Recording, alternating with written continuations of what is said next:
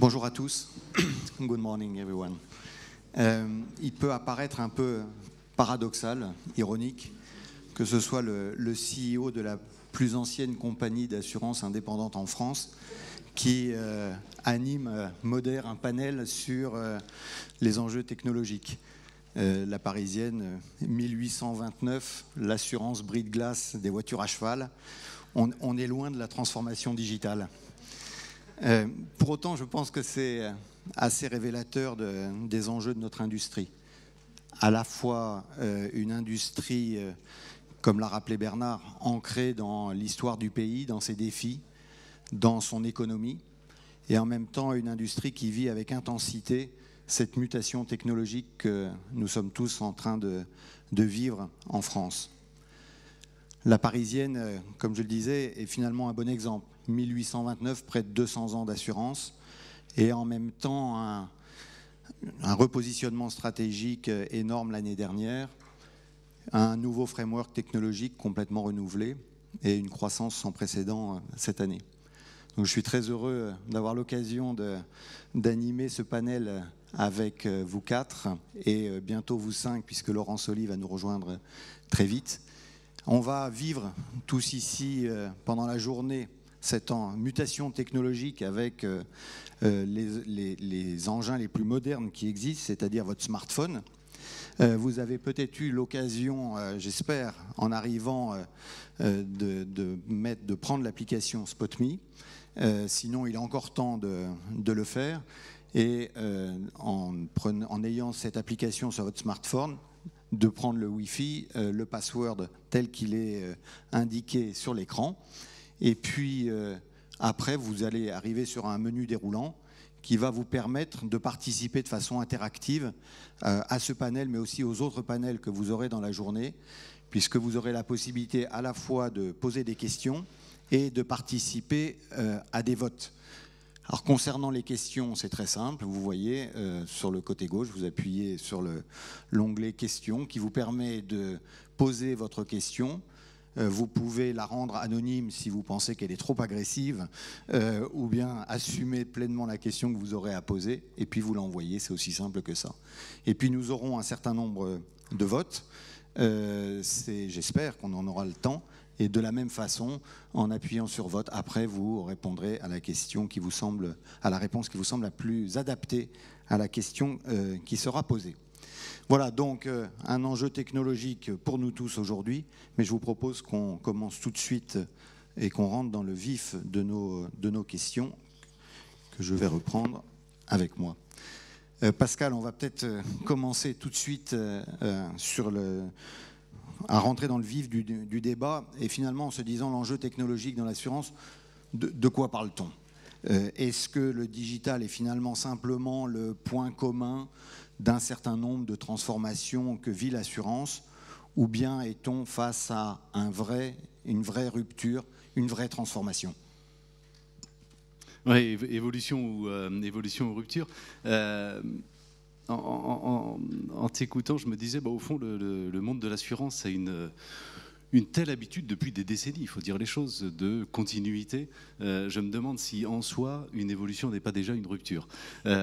Plus sérieusement, évolution et rupture, clairement rupture. Je crois que ce qui nous attend, cette transition digitale, a au moins les deux caractéristiques de la rupture. C'est-à-dire à la fois la soudaineté, les choses vont aller infiniment plus vite que toutes les évolutions que nous avons connues dans le passé, et puis la profondeur des conséquences. Je crois que les conséquences seront extrêmement fortes. Mais plutôt qu'évolution ou rupture, moi la question que je me poserais, c'est est-ce qu'il s'agit d'une rupture ou est-ce qu'il s'agit de ruptures au pluriel ? Et en réalité, je pense que c'est de ruptures au pluriel. Ça va concerner, en réalité, au fond, la totalité du spectre, la totalité du jeu. Un petit peu comme dans le sport, au fond, il y a trois champs qui peuvent être impactés. Il y a le terrain sur lequel on pratique, il y a les joueurs, et puis il y a les règles du jeu. Là, le terrain, c'est le marché, les joueurs, c'est les compétiteurs, les concurrents, et puis les règles du jeu, c'est la manière dont on fait de l'assurance et dont on joue cette concurrence. Et les trois vont être impactés. Le marché, on était sur un terrain de foot, on va se retrouver sur un terrain de hand. Il va y avoir structurellement une diminution en réalité de la masse assurable, alors pour des raisons que l'on connaît bien. La plus emblématique, pas la plus proche, mais en tout cas la plus emblématique, c'est évidemment l'irruption d'abord et la généralisation ensuite du véhicule autonome, hein, dont on dit, dont on peut lire ici ou là, hier matin dans les Échos encore, mais dans beaucoup d'endroits, que, au fond, l'enjeu, il est vraisemblablement d'une réduction de la sinistralité, et tant mieux, on ne peut que s'en réjouir, d'une réduction de la sinistralité de 50, 60, 80%, évidemment réduction forte de la masse assurable. Réduction de la masse assurable également parce que les habitudes changent. On passe de plus en plus de la propriété à l'usage, et l'usage d'un véhicule, par exemple, pour rester sur l'assurance automobile, on voit bien que c'est pas tout à fait la même chose d'assurer un parc de 30 ou 35 millions de véhicules individuels ou d'assurer des flottes de véhicules automobiles mis à disposition de particuliers, évidemment en nombre beaucoup moins important que si c'est une propriété individuelle. On pourrait multiplier les exemples. En MRH, les sujets sont les mêmes, avec un développement de la prévention du fait des objets connectés qui va aussi, et là aussi tant mieux, hein, mais qui va aussi réduire la matière assurable. Donc déjà, le premier enjeu, c'est quand même si ça prendra un peu de temps, c'est quand même en perspective la quasi-certitude que cette matière assurable, que ce marché va se contracter de manière extrêmement forte. Le terrain, le marché.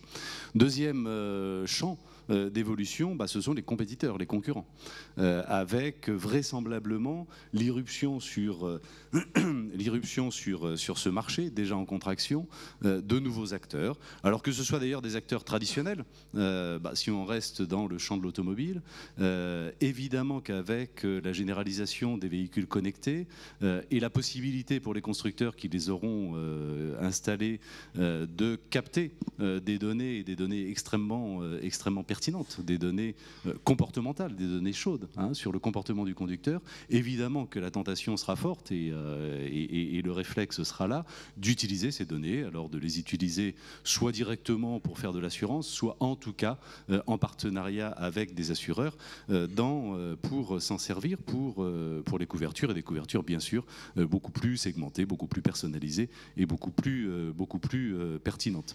L'irruption de nouveaux acteurs, alors c'est dommage, Laurent n'est pas encore arrivé, mais j'espère qu'il nous racontera un petit peu ce que souhaite faire Facebook en la matière. Mais quand on pense aux nouveaux acteurs et digital, on pense évidemment aux GAFA. Alors on laissera Laurent s'exprimer sur le sujet, je crois que c'est encore le plus sage.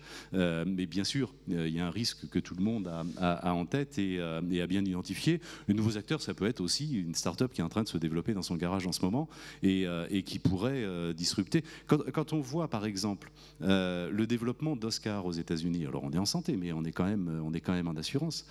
En quoi 4 ans, Oscar, à peine 4 ans, ça vaut 1,5 milliard aujourd'hui de dollars, et tout ça pourquoi ? Parce que ils sont arrivés avec une UX complètement en rupture, avec une proposition client complètement renouvelée, et on voit très bien qu'ils ont la capacité de prendre une part significative du marché en un temps complètement record. Un terrain plus petit, de nouveaux acteurs, de nouveaux joueurs sur ce terrain, et puis des règles du jeu qui vont être profondément bouleversées. Alors on pourrait citer plein de choses, on n'a pas le temps malheureusement, je vais me focaliser sur 2 ou 3 qui sont peut-être les plus significatives. D'abord, très vraisemblablement quand même, le passage progressif, au moins d'une partie du marché, d'un marché en B2C à un marché en B2B. On voit très bien, restons sur l'assurance automobile, on voit très bien que le développement et la mise à disposition de flottes automobiles pour des usages versus la propriété individuelle, ces flottes, elles seront assurées en B2B. Ça transforme complètement le paysage assurantiel. À l'intérieur même de nos maisons et de la manière de faire de l'assurance, c'est évident que le développement de l'intelligence artificielle, des chatbots, va complètement bouleverser. Alors le secteur de l'assurance n'est pas le seul concerné naturellement, mais il l'est au premier chef, va complètement bouleverser là aussi la manière de faire de l'assurance. L'utilisation de la data dans la segmentation et la tarification, là aussi change complètement la donne. Et jusqu'à, pourquoi pas demain, de l'assurance sans assureur, si ce que l'on nous explique, ou qu'on essaye de nous expliquer en tout cas sur les conséquences de la blockchain, s'avère réel. Donc, rupture d'évidence, moi je mettrais rupture au pluriel en réalité, avec d'ailleurs, moi j'ai coutume de dire qu'au fond, cette rupture digitale, elle sera peut-être plus rapide en banque qu'en assurance, mais elle sera sûrement plus profonde en assurance qu'en banque. Et ça, tout simplement parce que finalement, l'assurance va subir doublement les conséquences de la rupture digitale. D'abord en direct, comme n'importe quel secteur, on va se faire ubériser, on va se faire disrupter comme tous les secteurs et avec les conséquences dont certaines que je viens d'essayer de décrire. Et puis parce que l'assurance est en aval, est en quelque sorte le réceptacle de toutes les activités économiques et humaines. Et ces activités étant elles-mêmes disruptées, évidemment, ça a des conséquences majeures sur notre secteur. C'est l'exemple, par exemple, du véhicule autonome. L'industrie automobile se fait disrupter. Il y a en aval des conséquences pour l'assurance. Donc on se fait d'une certaine manière, on se fera d'une certaine manière doublement disrupté. Merci. Je crois que le décor est clair. Rupture au pluriel. Qui dit rupture dit menace, dit régulation potentiellement. Sir Adrian, welcome. Thank you to be there. From your point of view, how much threat? De votre point de vue, quelles sont les menaces auxquelles sont confrontés les assureurs dans le monde numérique? Et du côté réglementaire, que devraient faire les régulateurs pour que les assurés aient de bons résultats dans cet environnement détruit par le numérique? Eh bien, merci beaucoup. Tout d'abord, c'est un grand plaisir. Comme je viens de Londres, c'est toujours rafraîchissant de prendre un point de vue différent, notamment dans ces temps difficiles du Brexit. Même si j'ose le dire, même des saucisses.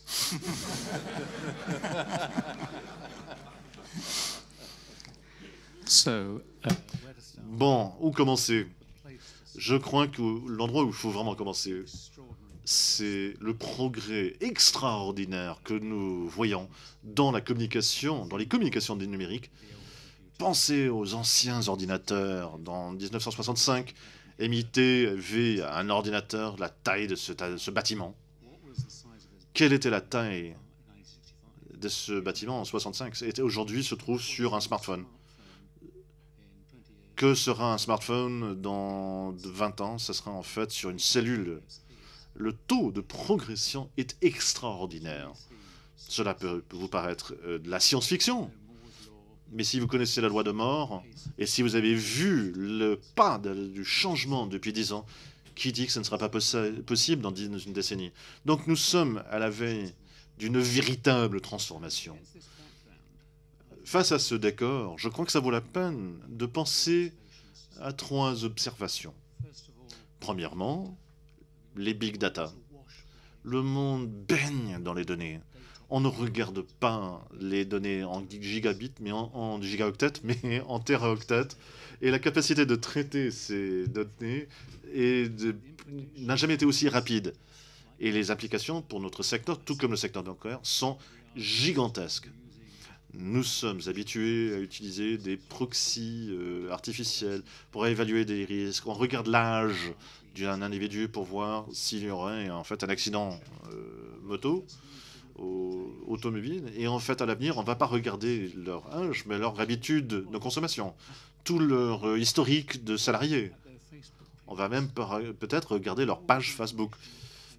Et toutes ces informations peuvent être digérées, traitées. On n'a rien de temps.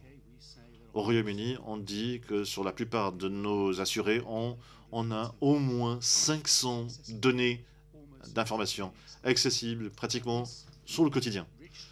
Alors, cette étendue d'informations, cette rapidité de traitement comporte des risques, car nous sommes toujours impliqués par des questions de vie privée et de confidentialité des données, mais cela va transformer la manière dont nous et tous les autres assureurs vont aborder le marché.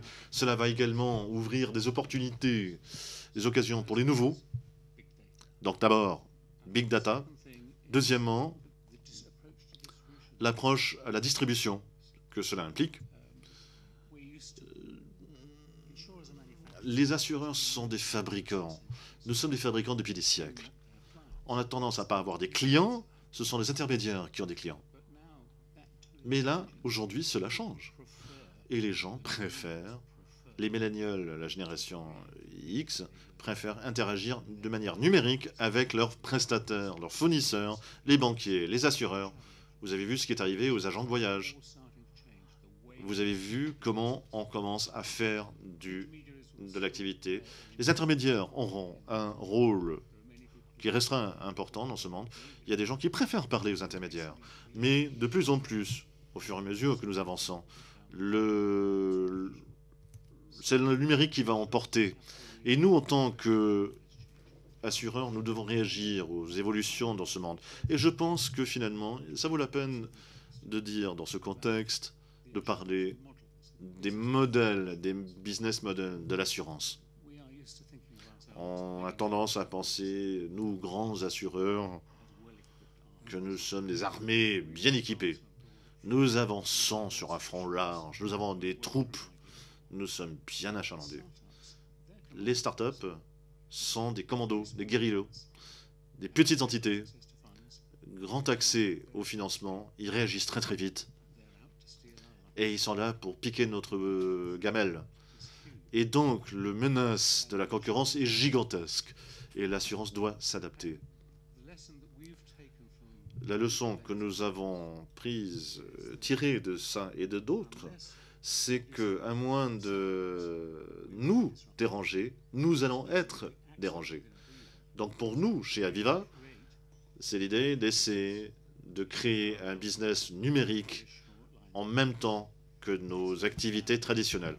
Nous avons donc un garage numérique. C'est pas comme Hewlett-Packard, hein, mais c'est à la fois à Londres et à Singapour. Et ce que nous avons constaté, c'est qu'il faut transformer votre approche au marché.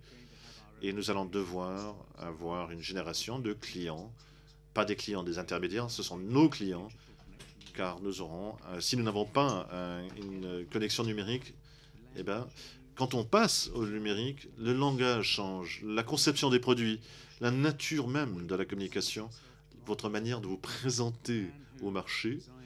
L'homme qui conçoit nos processus numériques travaillait chez un éditeur de jeux électroniques. Vos enfants le connaissent, ils connaissent Call of Duty. Vous connaissez peut-être. Alors notre concepteur faisait la conception de Call of Duty. Le programme que nous lançons en fait en Pologne a été conçu par 3 expatriés, des Polonais, qui ont travaillé à l'arrière d'une voiture sur un parking à Paris, quelque part à Paris. Et c'est extraordinaire, la vitesse du changement.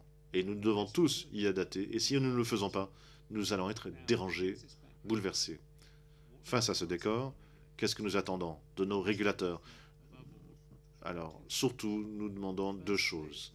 Premièrement, que les processus de réglementation s'adaptent à cette époque moderne. Il y a beaucoup de références au processus basé sur le papier. Nous voudrions que les régulateurs nous accompagnent dans cette aventure et acceptent que les réponses numériques sont aussi valables que les réponses sur papier. Un exemple. Et après, je pense que la deuxième demande que nous ferions aux régulateurs serait de nous accompagner sur cette aventure, d'accepter qu'il s'agit d'une nouvelle forme de faire de business et qu'il faut improviser et s'inventer en fait tout au long. Au Royaume-Uni, au Singapour, les régulateurs ont des endroits de test où on peut expérimenter de manière concertée avec une certaine flexibilité sur l'application des règles au début d'un nouveau produit. Et ça, c'est une réaction responsable de la part des régulateurs, et c'est quelque chose qu'on souhaiterait voir appliqué de manière un petit peu plus généralisée. Donc, je dirais, dans l'ensemble, il faut s'adapter. Ce n'est pas la survie du plus approprié, c'est la survie de ceux qui arrivent à s'adapter le plus. Et c'est comme ça qu'on s'approche aux gens. Merci beaucoup. Je suis sûr que Gabriel reprendra ce point dans la table ronde où il interviendra. Virginie. Et Pascal et sœur Adrienne ont parlé objets connectés, ont parlé big data. Soyons finalement concrets. Quel est l'impact pour l'assurance ? Oui, bonjour à tous. Effectivement, je crois qu'on l'a dit à plusieurs reprises, le secteur de l'assurance a été assez protégé des transformations dans les précédentes années. Et aujourd'hui, je pense que c'est un des secteurs les plus intéressants. Donc aussi, j'invite les non-assureurs à venir regarder ou travailler pour le secteur des assurances, parce que c'est vraiment un secteur qui va bouger très très fort. Laurent Soli va nous parler de Facebook, on voit les GAFA, il y a une admiration pour les startups, ce qui est bien. Mais le secteur de l'assurance, c'est aussi un secteur qui va être passionnant parce que tout va changer. Alors ça va changer à travers les big data, à travers les objets connectés, à travers les nouveaux risques. Je ne vais pas en parler parce qu'il y a une table ronde qui est dédiée à cela, et à travers les nouveaux usages. Pascal Demurgier en a parlé très bien tout à l'heure. Donc si on prend les big data, c'est la première fois qu'on a autant de données qui concernent les individus. Donc que ce soit sur la voiture, que ce soit sur la maison, que ce soit sur la santé. Et ça aussi, une caractéristique assez finalement préoccupante, je pense, pour les citoyens, plus particulièrement sur les données de santé. Donc nous, je crois déjà en tant qu'assureur, comme nous sommes très régulés, comme nous sommes un acteur très responsable, c'est important qu'on prenne des engagements très fermes sur l'utilisation des big data, qu'on mette aussi en garde les citoyens, parce qu'il y a d'autres acteurs qui sont beaucoup moins régulés que nous, qui ont énormément d'informations sur le citoyen. Les données quittent le territoire français, le territoire européen. On ne sait pas exactement quelle utilisation en est faite. Moi, je voudrais interpeller aussi les pouvoirs publics là-dessus. Oui, régulez-nous, c'est très bien, mais faites aussi attention aux citoyens et l'usage des données sur les objets connectés. Qu'est-ce qui en est fait ? Alors nous, en tant qu'assureurs et en tant que personnes très responsables, on va avoir, et nos actuaires, les premiers, vont devoir évoluer, puisqu'on ne va plus pouvoir prédire le risque à partir d'informations qu'on demande, mais à partir d'informations dont on dispose. Et ces informations vont nous permettre de prévoir le risque, de favoriser bien sûr la prévention, mais aussi on va devoir modifier nos modèles en temps réel, que ce soit pour la voiture, que ce soit pour la maison. Je mets la santé à part, qui est vraiment un sujet très sensible, plus particulièrement pour les Français, que dans d'autres cultures. Mais on va devoir modifier en fait notre prévision du risque en temps réel. Donc ça veut dire qu'il faut modifier la façon de faire de l'actuariat pour les assureurs. Ça veut dire qu'il faut modifier l'informatique, la capture d'informations en temps réel, la modification des modèles. Donc c'est un changement qui est très profond, très brutal. Si on se trompe sur cette partie big data, il y a la possibilité de mal prévoir le risque, de mal protéger nos clients et du coup de mettre en risque les sociétés d'assurance. Donc pour moi, l'enjeu big data, c'est un enjeu qui est vital. Je crois que dans la rupture dont on parlait tout à l'heure et que Pascal Demurgier a très très bien introduite, il y aura des sociétés qui vont réussir à prendre des parts de marché. Je pense que les assureurs sont bien partis pour prendre ces parts de marché. Et il y a des sociétés qui vont mal prendre le virage et qui vont ne pas survivre. Il faut se le dire paisiblement, mais si on ne prend pas le virage du digital, on ne va pas survivre. Je le dis avec fermeté, puisque parfois je vois certaines initiatives où on va mettre des bonbons dans des locaux, faire de l'open space, parler de choses qui sont anecdotiques. La transformation que nos sociétés vont faire, c'est plus que des bonbons et recruter quelques teenagers. Hein. C'est une transformation qu'on doit faire à l'intérieur de nos fonctionnements, à l'intérieur de nos organisations. Et ça, c'est un travail qu'on a à faire sur plusieurs années. Ça ne se fera pas en un an, ça ne se fera pas en 2 ans, ça ne se fera pas en 3 ans, ça se fera en profondeur. Donc je mets en garde contre le côté digital, brillant, lumineux, joyeux, qui existe, hein, mais il y a aussi un digital qui est en profondeur dans la transformation de nos sociétés. Donc ça, c'est sur le big data. Sur les objets connectés, on voit partout, à chaque fois qu'on ouvre un journal ou qu'on allume la télé, on parle des objets connectés. Il y a un focus très fort qui est fait sur les objets connectés dans le retail, pour le particulier. Moi, je crois que les gros enjeux seront aussi en B2B sur les entreprises. Comment mieux surveiller des voies ferrées, comment mieux faire de la prévention sur des usines, comment mieux anticiper le risque en aviation. Donc, les objets connectés vont avoir un rôle qui me semble absolument majeur en B2B et pour les entreprises. Et ensuite, l'économie de l'usage. Ça, c'est aussi un bouleversement qui est très important. Le fait qu'avant, on possédait des véhicules, on possédait une résidence secondaire et qu'on va se prêter les résidences secondaires, qu'on va se prêter les voitures, ça a commencé. C'est des modèles mathématiques de prévision du risque qui sont très différents. Chez Allianz, on est l'assureur d'Uber, on est l'assureur de Drivey. Et ben, un chauffeur Uber, il s'assure pas exactement comme un chauffeur de taxi. Il peut rouler 10 000 km par mois. Il y a 3 chauffeurs qui se relaient pour que le véhicule tourne sur 24 heures. Donc ça n'a pas exactement le même risque qu'un chauffeur de taxi qui prend son véhicule sur 8 heures. Donc c'est des modèles qui vont changer. Je pense qu'il faut qu'on accepte de prendre du risque au début sur ces nouveaux modèles pour l'apprendre, parce que le jour où ces modèles vont devenir dominants, il faut qu'on soit prêt en fait à assurer et accompagner les clients qui changent dans les usages. Donc voilà ce que je vois dans les modifications très concrètement chez les assureurs. Et vraiment, j'insiste très fortement sur 2 éléments. Le premier, c'est que l'assureur doit affirmer fermement toutes ces caractéristiques éthiques et régulées sur les big data, ça me semble essentiel, et montrer qu'il doit avoir une attention sur ceux qui ne sont pas éthiques. Et deuxièmement, sur les transformations d'entreprise, bien prendre en compte que ce n'est pas une transformation de surface qui est faite par 3 ou 4 jeunes à la tête bien faite, c'est vraiment une modification en profondeur et dans la durée. Merci beaucoup. Je crois que ça, à nouveau, on voit bien ces transformations auxquelles on va être tous confrontés. Liane, you are in charge of the American Insurance Association.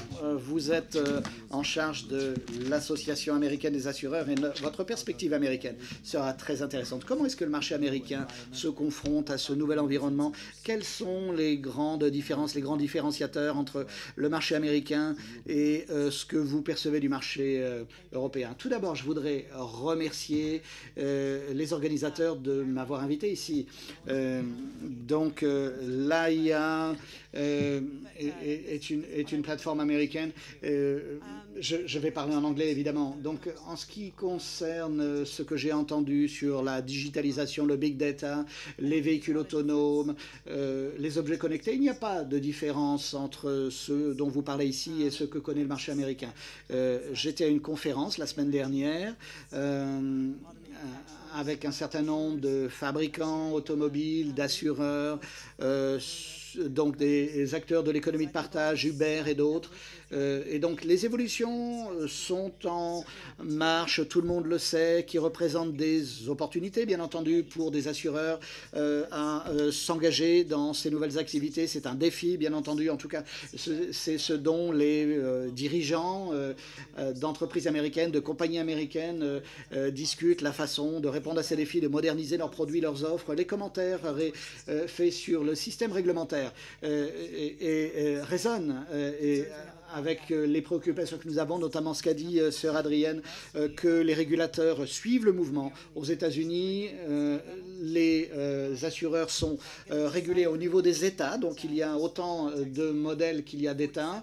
Il y a 47 lois d'État pour la modification des dépassements, par exemple. Il y a des lois sur la sécurité, les cyber-risques, et dans une trentaine d'États, il n'y a pas, par exemple, de loi fédérale. Donc la préoccupation que nous avons est que les régulateurs suivent le mouvement et suivent l'évolution du secteur et maintiennent ce dialogue avec les participants du secteur, mais également que nous essayons d'améliorer la compréhension, les définitions. À la manifestation, j'étais la semaine dernière au MIT. Et il y a eu ce problème des véhicules Tesla, je pense que vous le connaissez, avec ces véhicules sans chauffeur. En fait, le conducteur était en autopilote. Je ne sais pas quel sera le contentieux, mais on a entendu dire que le conducteur regardait un film et que sa voiture était en autopilotage. Mais ce qui est clair est qu'aujourd'hui, la technologie permet On est au niveau, sur une échelle de 1 à 5, on est au niveau 2, c'est-à-dire des aides à la circulation, des aides à la conduite, qui vous aident à prendre des virages, qui vous aident à vous garer. Donc on est effectivement au niveau 2 sur une échelle de 1 à 5 dans l'autonomie des véhicules. Mais la définition, la terminologie, il faut avoir des terminologies communes, une compréhension commune, et nous avons un rôle à jouer. Si nous sommes dans un monde où il y a des aides à la conduite, eh bien, il y a toujours une responsabilité du conducteur, que ce soit dans les assurances personnelles comme les assurances professionnelles. Dans la transition et dans la transition à l'évolution technologique, comment est-ce qu'on définit ces niveaux? Comment est-ce qu'on définit les attentes? Moi, c'est une de mes préoccupations. Il y a des innovations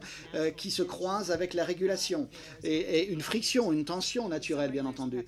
Et certains régulateurs veulent avancer très vite, d'autres veulent ralentir un petit peu en disant qu'ils ne comprennent pas bien. Aux États-Unis, nous voyons une résistance. On la voit mondialement, en fait, hein, la résistance par rapport à l'utilisation des données. Mais dans le domaine technologique, quelqu'un a parlé la semaine dernière, les êtres humains sont à l'aise avec les interactions interpersonnelles dans un accident de voiture, par exemple.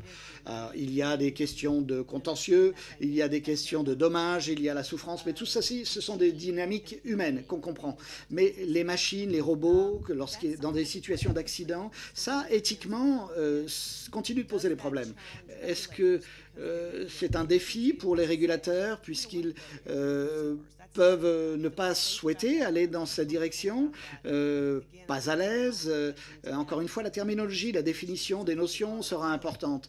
Pour les véhicules sans chauffeur, si on est dans un avion, par exemple, ça veut dire que le pilote va prendre un café pendant que c'est une machine qui pilote l'avion. On n'y est pas encore dans le domaine des voitures. Et là, nous avons une obligation en tant qu'assureur de nous engager dans ce domaine. Sur toute la digitalisation, les cyber-risques, il faut également séparer les choses clairement, définir les choses clairement. Aujourd'hui, il y a 25 milliards de périphériques en utilisation, et je crois que les estimations seront que ce chiffre doublera dans les quelques années à venir. Donc les cyber-risques sont énormes liés à ça. Et nous y sommes confrontés de deux manières. Nous avons, nos compagnies sont détentrices d'informations, propriétaires d'informations, nous devons les sécuriser. Et il doit y avoir des règles en place en cas d'infraction du côté des entreprises. Nous produisons des assurances et aux États-Unis, nous sommes peut-être un petit peu plus en avance que certains autres marchés du côté de la cyberassurance, mais c'est une question de temps. Parce que nous avons le plus d'incidents, le plus de fraudes, le plus de breaches, de dépassements, d'infractions aux États-Unis. Et c'est pour ça que nous sommes en avant. Mais de fait, les acteurs réagissent directement aux évolutions des régulateurs. Depuis 15 ans, les problématiques ont été la titrisation, les questions de confidentialité de l'information.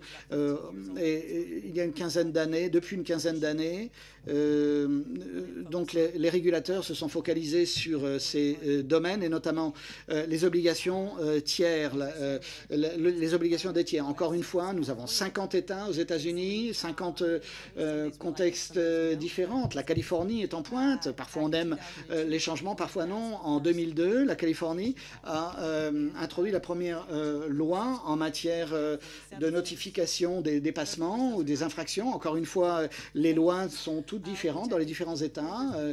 Ce qui empêche la mise en place d'un marché plus unifié, mais qui permet une plus grande conscientisation des problèmes, notamment dans le domaine de la responsabilité civile, de la responsabilité des tiers. Et de fait, nous sommes en avance par rapport au reste du monde, mais le reste du monde rattrape vite. Vous avez tous entendu les chiffres, il y a environ 75% des assureurs assureurs qui produisent des cyberassurances en stand-alone. Bien entendu, il y a toujours des polices de cyberassurance qui sont inscrites dans d'autres produits, mais encore une fois, il faut effectivement clarifier les choses. Ce qui est clair aujourd'hui, c'est qu'il y a 2,5 milliards de primes souscrites en produits de cyberassurance, mais de fait, la tendance est en augmentation un petit peu partout, et les chiffres seront bien plus importants dans 6 mois encore dans le monde entier. Donc, je regarde mes notes. PwC a émis une estimation que le marché passera de 2,5 milliards aujourd'hui à 7,5 milliards dans 4 à 5 ans. Et on parle d'une vingtaine de milliards de primes souscrites d'ici à 2025 en cyberassurance. Donc 60% des 100 premières entreprises souscrivent des cyberassurances, ce qui n'est pas une surprise, puisque les grands assureurs, les grandes entreprises cherchent des couvertures pour les institutions financières, les secteurs de la santé. Donc il va falloir effectivement que ceci se transforme en produits plus abordables, plus sur la partie médiane du marché. Et l'hypothèse est que ces risques vont se transférer, effectivement. Il va y avoir un ciblage sur les grandes sociétés de soins, les grandes institutions financières. Et bien entendu, les cyber-risques vont augmenter, ainsi que la conscientisation des cyber-risques. Donc, encore une fois, en aperçu aux États-Unis, nous avons abordé la cyberassurance sur un angle sectoriel, comme je l'ai dit, secteur financier, éducation, santé. Nous n'avons pas de loi et de droit financier qui soit commun à tous les États. Il y a des débats. Le Congrès peut-être va intervenir, mais on a donc cette mosaïque qui est avec à la fois un niveau sectoriel. Il y a la Federal Trade Commission, il y a FTSA a introduit une nouvelle règle pour les banques avec une nouvelle réglementation qui s'imposerait aux banques de standardiser les produits, les offres par secteur. Donc encore une fois, il y a la juridiction étatique pour l'assurance. Il y a donc ces deux niveaux, l'approche sectorielle et l'approche étatique, avec un effort de standardisation, de normalisation. Et il y a un certain nombre de problématiques dont on pourra parler un petit peu plus tard, la vitesse d'évolution et effectivement la tension qu'il y a entre le niveau fédéral, le niveau des États, les différentes entités fédérales impliquées. Et le G7 a publié des lignes directrices dans ce domaine par rapport à la technologie, la cybertechnologie la semaine dernière. Donc le Federal Reserve Board prend en compte ces éléments avec un certain nombre de mesures d'action. Et l'Europe restant très active dans ce domaine avec un certain nombre de réglementations, de directives qui vont entrer en vigueur en 2018, qui vont élever la barre et vont représenter un défi pour le marché américain. Mais encore une fois, beaucoup de similarités entre les deux marchés et sur la perception des technologies, du big data, qui reflète tout à fait ce qui a été dit par les différents intervenants. Donc la cyberassurance, un défi qui permettra également aux acteurs de commercialiser leurs produits plus efficacement, mais le défi sera l'accès aux données et encore une fois, risques émergents, ces pools de data qui ne sont pas accessibles pour la souscription, en tout cas au marché américain. Les préoccupations sont l'accumulation des risques, l'agrégation des risques, mais encore une fois, le temps va trier les choses. Il y a une accélération effectivement de toutes ces tendances et les cyber-risques sont des risques au niveau mondial et il va falloir y réagir de façon tout à fait normalisée et commune dans le temps. Merci beaucoup. Sur ce thème, on voit ces ruptures, on voit à quel point les ruptures digitales dont tu parlais, Pascal, vont finalement impacter notre industrie. Comment vois-tu les évolutions des business models des compagnies d'assurance? Tu parlais tout à l'heure d'un mouvement de B2C vers B2B qui, moi, m'intéresse tout particulièrement parce que c'est ce qu'on a fait depuis 1 an. Donc ça m'intéressera de voir si tu le confirmes ou pas, mais même d'autres transformations possibles. Un des participants pose la question un peu différemment en disant qu'allez-vous faire dans 10 ans quand la matière assurable auto aura disparu? Super, c'est sûrement la question la plus facile de la matinée. Merci Cyril. C'est pas moi qui suis anonyme derrière. Merci de l'avoir relayé en tout cas. Alors, j'ai évidemment pas de réponse universelle à ce sujet. Je serais bien en peine d'en formuler une. Et d'ailleurs, pardonnez-moi, mais en aurais-je une, je ne suis pas tout à fait certain que je la partagerais volontiers dans ce public. Plus sérieusement, peut-être juste un mot pour le coup de ce que tu parlais de ton expérience dans ta belle maison, peut-être juste un mot de ce que nous essayons de faire, nous, dans notre maison à la Maïf.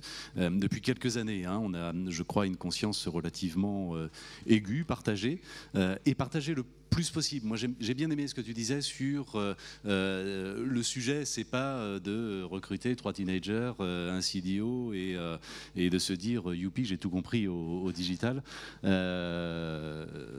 Salut Laurent, Laurent Soli nous rejoint. Le sujet est évidemment plus profond. Salut Laurent.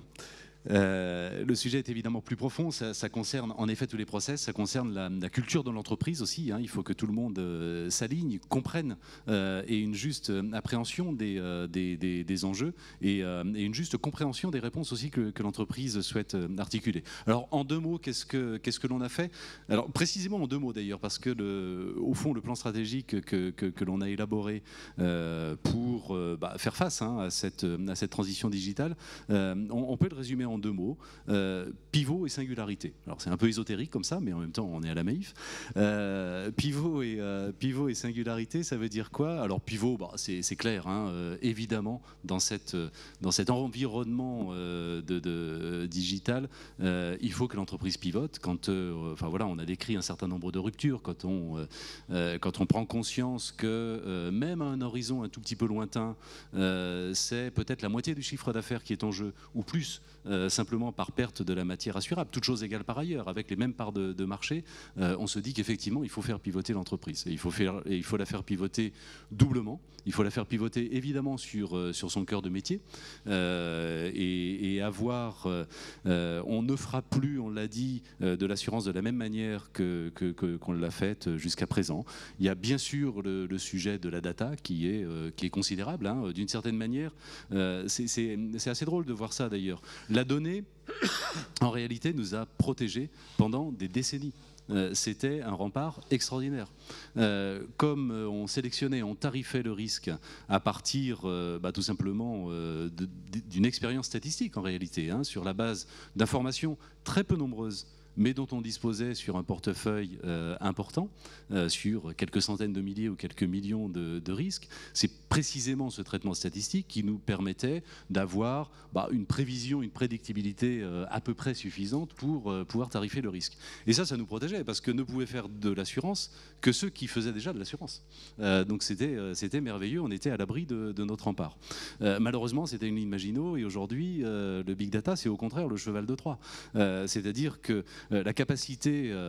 Alors on a beaucoup parlé, Laurent, des GAFA ce matin, tu l'imagines, mais la capacité de certains acteurs de disposer d'un nombre extrêmement élevé d'informations, de données sur les individus, et en plus des données beaucoup plus pertinentes, parce que des données comportementales, des données chaudes, évidemment leur donne un avantage compétitif qui est remarquable. Donc c'est la data, c'est bien sûr l'UX, on en a parlé un petit peu, mais il faut radicalement modifier, transformer en profondeur la totalité de l'expérience client, de la relation client, que ce soit bien sûr sur les aspects digitaux de cette relation client, mais aussi sur les aspects non digitaux d'ailleurs. Les standards de la relation client sont en train d'exploser complètement sur l'ensemble des canaux. Donc pivot sur le cœur de métier. Faire pivoter l'entreprise, c'est également faire en sorte que demain, nous ne soyons pas seulement assureurs, et nous soyons en réalité une véritable plateforme de service, parce qu'on voit bien qu'il y a à la fois pour conserver la capacité de fidéliser le client, mais aussi pour trouver des relais de croissance face à un marché qui va se contracter. Clairement, une partie de la réponse est dans l'élargissement de l'activité. Pivot d'un côté et puis singularité en deux mots de l'autre. Moi, je crois beaucoup qu'une stratégie pertinente, c'est une stratégie qui exploite les particularités, lorsqu'il y en a, positives de l'entreprise et qui retourne un peu à son ADN et à ce qu'elle a de plus profond. Pour ce qui concerne la Maïf, je crois que c'est un secret pour personne. On a une qualité de relation client, une capacité à la fois à générer de la satisfaction et donc de la fidélité qui sont relativement peut-être un peu unique sur le marché, qui évidemment constitue un avantage compétitif tout à fait important et qui nous permettent précisément dans la perspective de l'élargissement vers une plateforme de service, de se dire qu'on a une capacité finalement à conseiller, à orienter, à prescrire à nos clients, à nos sociétaires qu'il faut exploiter et donc se nourrir et travailler cette singularité. Merci beaucoup, merci pour cet éclairage. Laurent, bienvenue, merci de nous rejoindre. On a eu l'occasion depuis tout à l'heure de partager ensemble, vue de France, vue du UK, vue des États-Unis, les défis de cette rupture technologique pour le monde de l'assurance. Vu d'un observateur avisé, mais qui pour autant n'est pas un spécialiste de l'assurance, comment vous voyez ce défi à quel notre industrie est confrontée? Et même pour aller encore plus loin et reprendre une question posée par un des participants, les GAFA seront-ils propriétaires de grands groupes d'assurance dans 10 ans?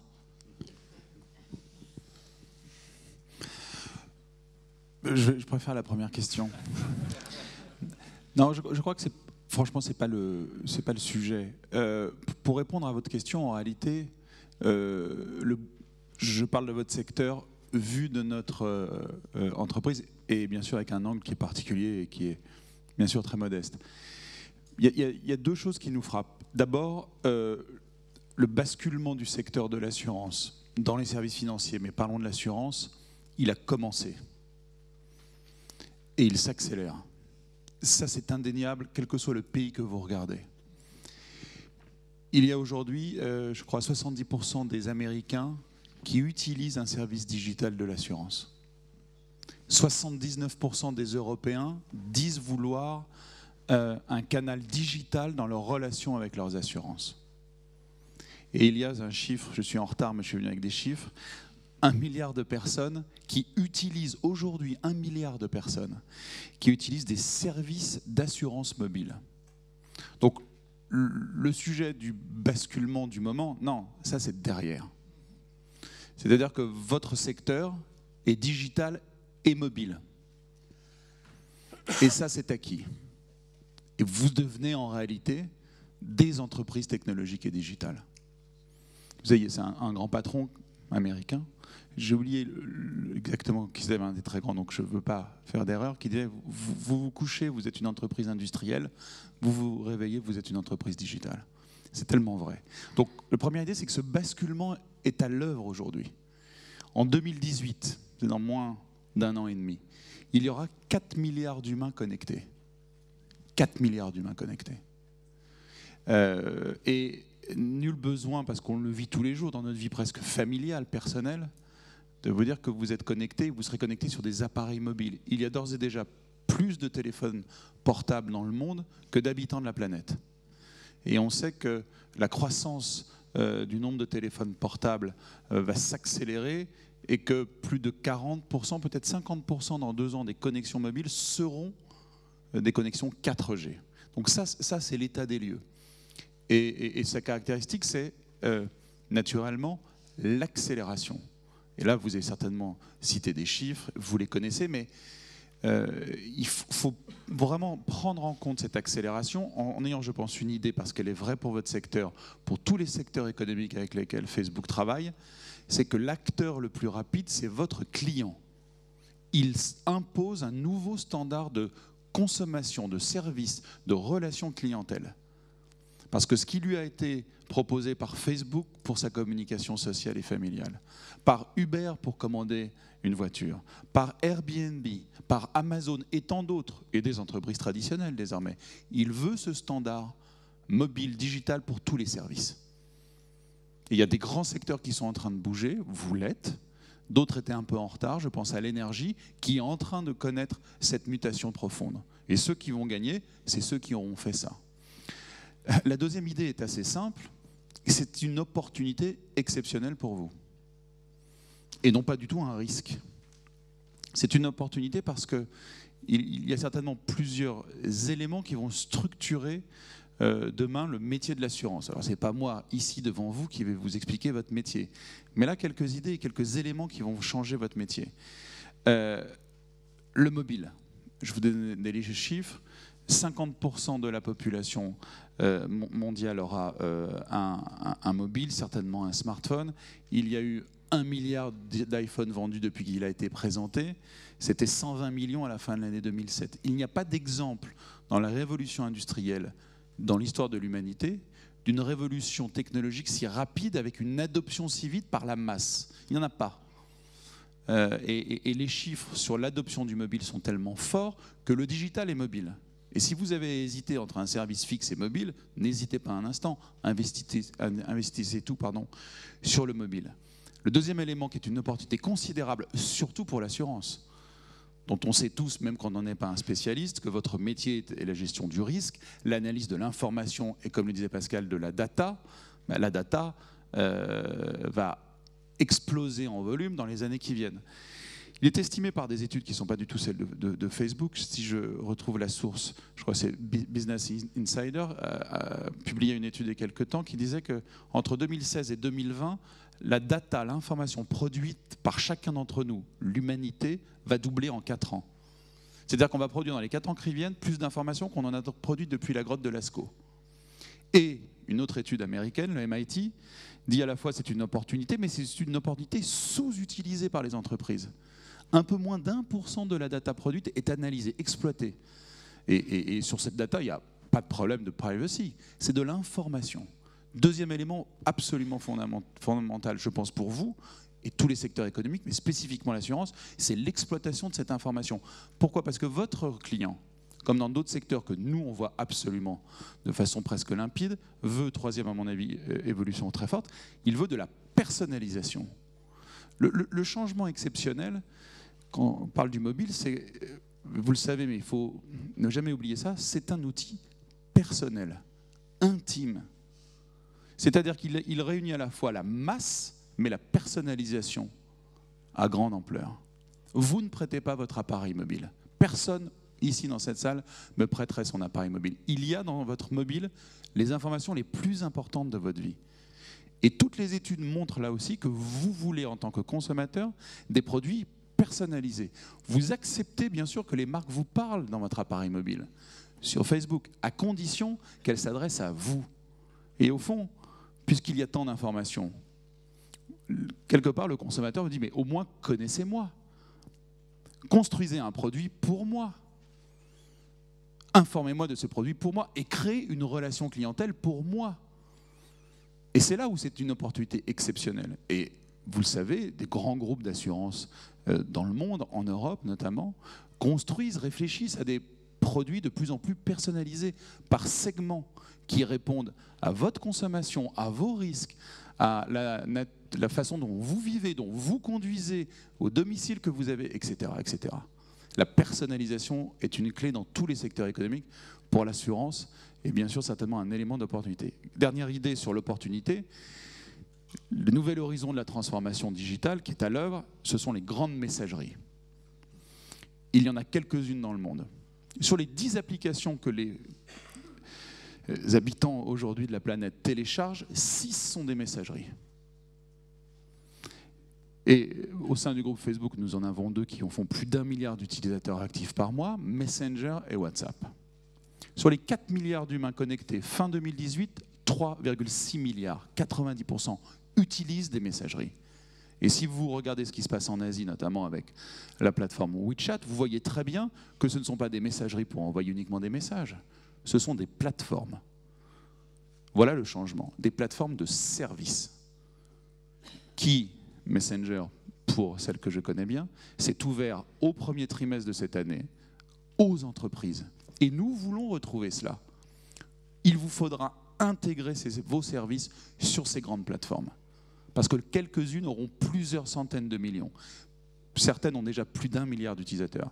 Et qui vont être portées par l'innovation des produits, par l'innovation technologique, par l'intelligence artificielle, qui va intégrer ces plateformes. Pas dans 30 ans, dans les années qui viennent. Source d'opportunités exceptionnelles. Et puis enfin, et j'en arrêterai là pour quelques exemples, nous, quand nous regardons aujourd'hui ce que nous faisons avec de grandes entreprises d'assurance, quelques-uns autour de la table, d'entreprises, vous voyez surtout des effets et des bouleversements des modèles économiques dans la baisse des coûts d'acquisition. Il y a des exemples ici en France, aux États-Unis avec de très grands groupes, où les coûts d'acquisition sur les plateformes digitales ont baissé entre 45 et 49%. Parce que la data, la personnalisation vous permet d'améliorer votre ROI de façon considérable. Une étude, là encore américaine, a montré qu'entre le coût de traitement d'un client dans une agence classique et sur des plateformes digitales, mobiles, extrêmement bien travaillées, l'écart de coût était de 50x. Donc on ne parle pas d'un sujet simplement pour faire moderne ou pour parler aux jeunes et donner une modernité à sa marque, pas du tout. On touche désormais au cœur du business model. Et des exemples comme ça, il y en a bien sûr de plus en plus. Il y en a de plus en plus que nous développons ici, c'est bien notre travail. Nous améliorons la rentabilité de l'investissement des secteurs d'assurance, de la connaissance de la marque jusqu'à l'acquisition du client, sa fidélisation. Et bien sûr, ensuite, toutes les stratégies de commerce, cross-sell, upsell, et demain avec les messageries dans la relation client elle-même. Une opportunité considérable en réalité s'est ouverte. Mais je dis bien, c'est ouverte, pas va s'ouvrir. Et la compétition s'accélère. Je pense que tout va se jouer dans les 3 à 5 ans qui viennent. De façon absolument pas certaine, mais certains vont prendre des positions, vont acquérir des compétences, vont embaucher des gens qui ne seront plus des commerciaux habituels que vous avez, mais des ingénieurs, des développeurs, des codeurs, et que les positions qui vont être prises dans les 3 ans qui viennent seront absolument stratégiques pour les entreprises d'assurance. Merci beaucoup. Virginie, peut-être un mot de commentaire sur cet océan d'opportunités présenté par Laurent et vu cette fois d'un spécialiste de l'assurance, et peut-être un commentaire complémentaire sur l'idée de privacy. Laurent insistait sur finalement cette open data gigantesque qui est à notre disposition. Vous insistiez tout à l'heure sur les problématiques plus spécifiques de traitement de données personnelles et la régulation qui va autour. Comment on réconcilie les deux ? Oui, tout à fait. Laurent explique qu'on peut acquérir des clients via Facebook ou via d'autres plateformes en étant très ciblé. Donc tout ça est bien sûr vrai, mais ça veut dire que ça modifie aussi notre modèle économique. Ça veut dire que le coût d'acquisition d'un client, particulier aujourd'hui et professionnel dans très peu de temps, je pense, va passer par des investissements digitaux qui sont plus les mêmes que ceux qu'on avait avant. Et ça, ce n'est pas complètement encore intégré partout dans les entreprises. Comment intégrer les coûts d'acquisition numériques via les GAFA ou via d'autres dispositifs dans notre modèle économique? Parce que du coup, ça modifie l'équilibre qu'on avait depuis plusieurs années. Donc effectivement, Laurent a raison. Il faut cibler très précisément les clients que l'on souhaite acquérir via ces canaux-là, mettre des investissements dessus, mettre aussi des ingénieurs, des marketeurs qui sont spécialistes de ces dispositifs, mettre en place aussi des DMP, des Data Management Platforms, qui permettent de bien cibler les publicités qu'on va faire sur Internet et les modifier notre site Internet en fonction de qui arrive sur le site Internet. C'est des choses qui existent aujourd'hui. Je pense qu'aux États-Unis, tous les assureurs le font. En France, cela démarre. Le site alliance.fr n'est pas le même en fonction du client qui arrive. On va plutôt pousser de l'assurance auto si c'est un client qui a une probabilité plus forte de voir de l'assurance auto. Donc ces modifications-là sont faites, mais j'insiste sur parce que c'est important que chaque dirigeant et chaque CFO aussi ait bien conscience que ça veut dire que les masses budgétaires vont bouger. Ça, c'est le premier point. Je pense que Laurent sera d'accord avec cela. C'est vraiment une modification en profondeur. Sur la privacy, moi, j'ai été au Conseil national du numérique les 3 dernières années. C'est un sujet sur lequel je suis très sensible. Et c'est plus la citoyenne qui s'exprime. Je crois qu'on laisse beaucoup de données sur nos petits appareils qui sont effectivement très privés, sur les réseaux sociaux. Et je pense qu'on n'a pas complètement conscience de quel usage est fait de ces données, où vont ces données, qu'est-ce qu'il y en est fait. Et donc, effectivement, quand Laurent, tu dis que c'est des données qui sont pas capitales, moi je pense quand même que de savoir où je circule, savoir qui je rencontre, à côté de qui je suis, savoir les sites que je consulte, les applications que je télécharge, le nombre de pas que je fais dans une journée, c'est quand même des données qui sont très intimes.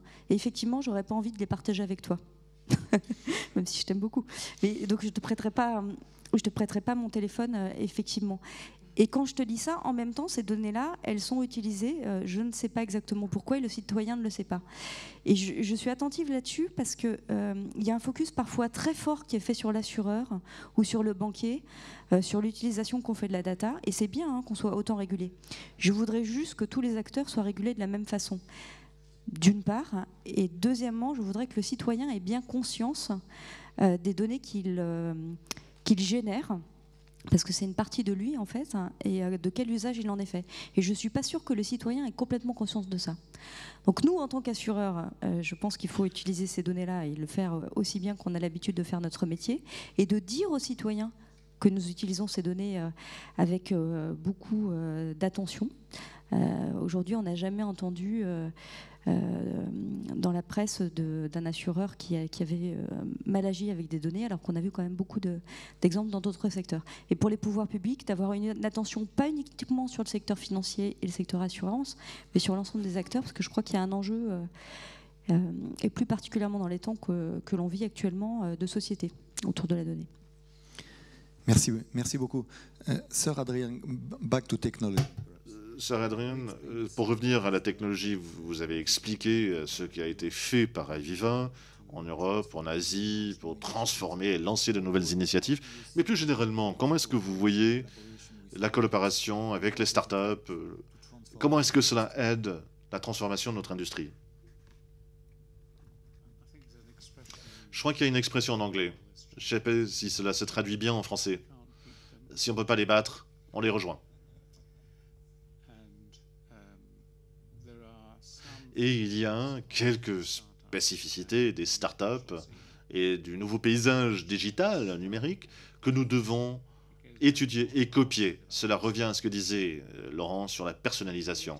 La capacité de manipuler les données intelligentes qui donnent accès aux capitaux, qui partagent l'esprit entrepreneurial.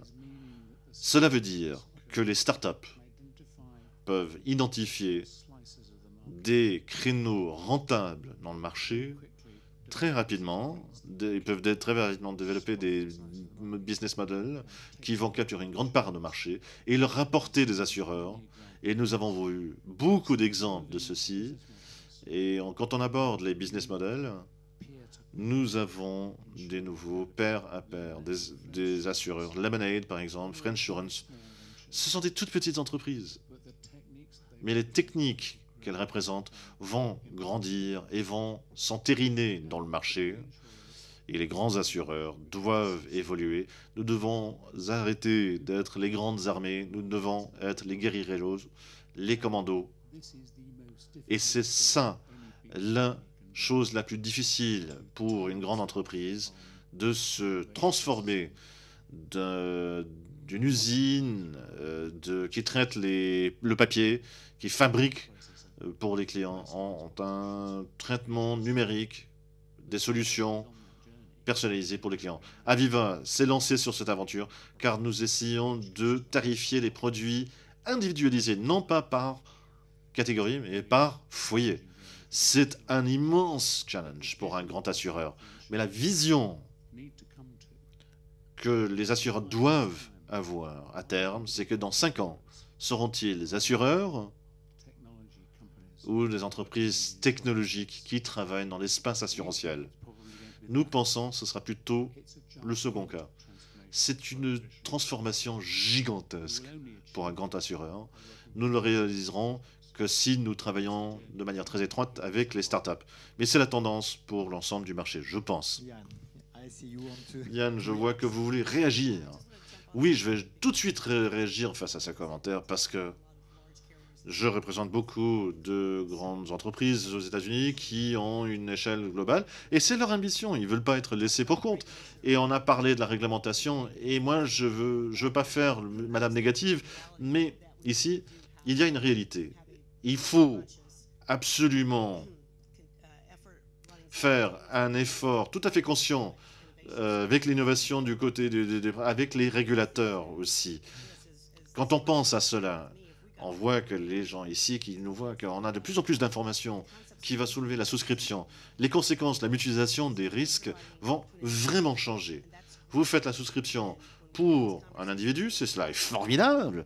Et quand on a ce genre de débat aux États-Unis, quand on parle des lignes de produits personnels, des choses que nous faisons pas du tout, nous, et quand on a ces conversations sur la discrimination, ou ceux qui sont laissés pour compte, cela va se produire. Le bénéfice, c'est que nous allons aborder et assurer beaucoup plus de gens, parce qu'on va aborder des risques d'une manière complètement innovante. Et ce qui va rendre les gens beaucoup plus attirants, et les gens vont dire, allez, je prends le risque, je vais souscrire ce risque. Mais les plus grands risques vont être vraiment très grands, car on aura isolé tous ces facteurs, ces centaines de facteurs sur ce risque donné. Et comment est-ce que la société s'apprête-t-elle à le gérer? On a des mécanismes de marché individuel, l'industrie s'occupe de ses proches, en quelque sorte. Ça, c'est le modèle américain, mais les régulateurs vont devoir aborder la manière dont on joue à ce jeu. Comment est-ce que nous, en tant qu'industrie et entreprise, gérons les risques non souscribables? Comment est-ce qu'on a les mécanismes suffisants pour les absorber, ces braves risques? Et si on parle du pain, de l'énergie, la patience sur ces panneaux, c'est contagieux, on s'en prend, on s'en mêle. Mais le challenge, vraiment, c'est de se rendre compte qu'avec tout cela vient des challenges sur les définitions, sur les attentes. Le consommateur ne sait pas où se trouvent ces données et comment est-ce que nous, en tant qu'industrie, nous faisons mieux. Quand on parle des bénéfices, c'est passionnant pour certains, mais pour d'autres, ils sont terrifiés. Et comment est-ce que nous allons traduire les bénéfices pour eux dans les produits, dans les offres? Mais c'est vraiment la responsabilité du secteur de souligner cet élément. Et nous, en tant qu'association professionnelle, on doit parler des bénéfices pour la société au sens large, pour les consommateurs, voire les groupes de consommateurs qui se sentent un peu laissés pour compte dans l'engouement numérique jusqu'à présent.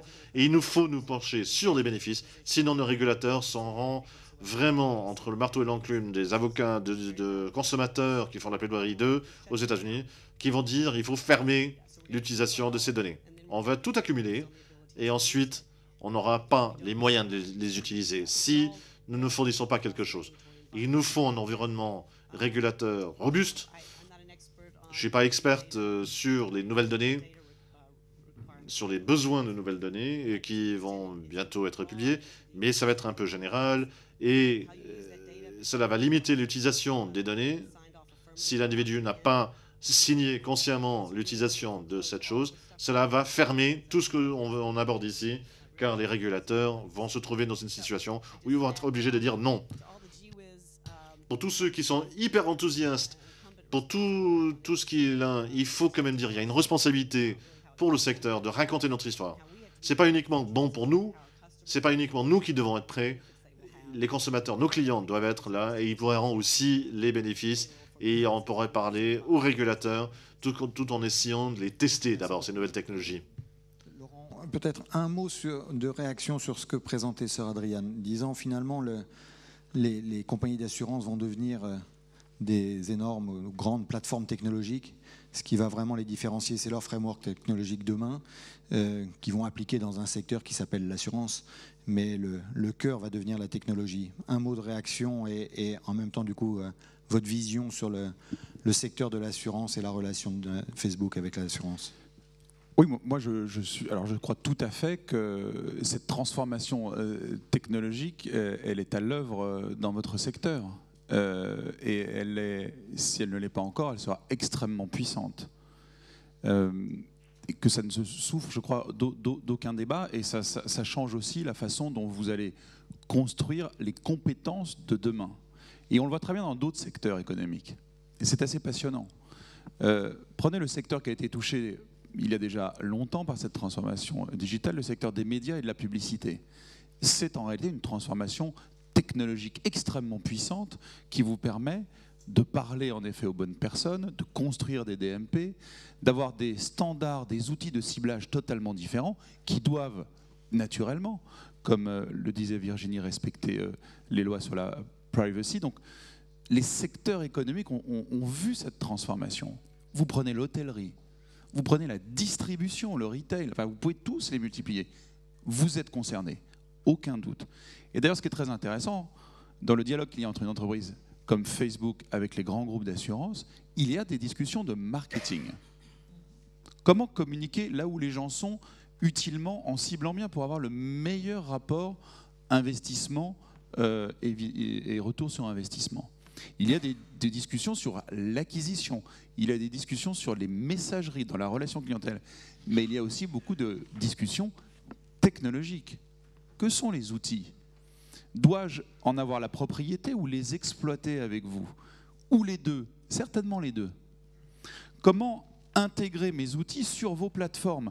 Donc une partie des discussions que nous avons, dans des logiques en réalité de partenariat, ça c'est la réponse à la deuxième question, c'est comme ça que nous voyons notre rôle, non pas pour faire votre travail, mais pour vous apporter la compétence qu'on a sur la transformation technologique. Une partie de la discussion est là. Et je vous donne également un chiffre. Vous prenez le trafic aujourd'hui Internet mobile dans le monde. Il est essentiellement dans le secteur et dans le monde applicatif. Il est concentré, 85% de ce trafic mondial se fait sur 5 applications, dont 2 sont déjà des plateformes de messagerie.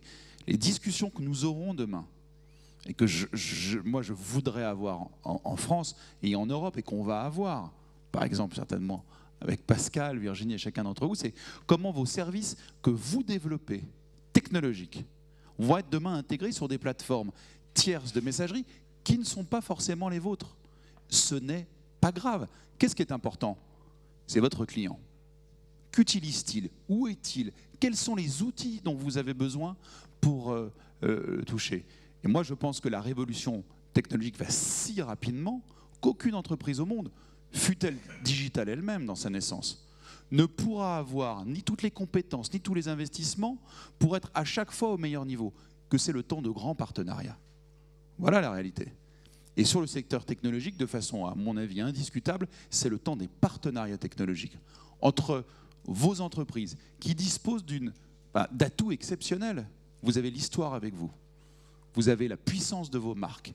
Vous avez ce qui, dans le commerce, est l'essentiel. Dans la relation avec les clients est l'essentiel. Vous avez la confiance. Et dans le monde de l'assurance, c'est le socle. Mais vous avez tout ça. Et nous le savons que vous avez tout ça. Donc notre partenariat, nos alliances vont presque au fond d'elles-mêmes. Et c'est exactement ce que nous voulons faire. Pour vous apporter au fond la valeur, l'opportunité, l'avantage compétitif. Dans ce temps-là, ensemble. Et je crois que sur le sujet technologique, les alliances d'ailleurs sont en cours, les discussions sont en cours, et bien sûr que nous en parlons avec les grandes entreprises d'assurance. Merci beaucoup. Comme le dit l'un d'entre vous, aujourd'hui FFA, demain GAFA avec 2 F. Finalement, il y a un point d'interrogation, mais je pense qu'on pourrait l'enlever tout de suite. Je ne sais pas si on peut l'afficher d'ailleurs, parce que finalement, je pense que c'est une bonne conclusion de ce que nous avons pu partager ensemble ce matin. Peut-être on va profiter de la technologie qui est à notre disposition par vos smartphones pour faire un vote qui va servir de conclusion à notre table ronde. Peut-être qu'on peut afficher la question qui est posée. On va sûrement y arriver d'ailleurs. Hein ? C'est ça, voilà. Donc vous avez... Voilà. Demain, les GAFA seront-ils nos principaux concurrents ? Alors cette fois avec un F, nos principaux partenaires, nos principaux actionnaires. si vous pouvez prendre votre smartphone, vous vous mettez sur l'application SpotMe qu'on a présentée au début, et puis sur l'onglet Vote. Et voilà. Et si vous pouvez répondre à cette question, ce sera intéressant de voir la vue de chacun. Voilà, SpotMe, vote. Donc il n'y a pas de question 4, donc 1, 2 ou 3.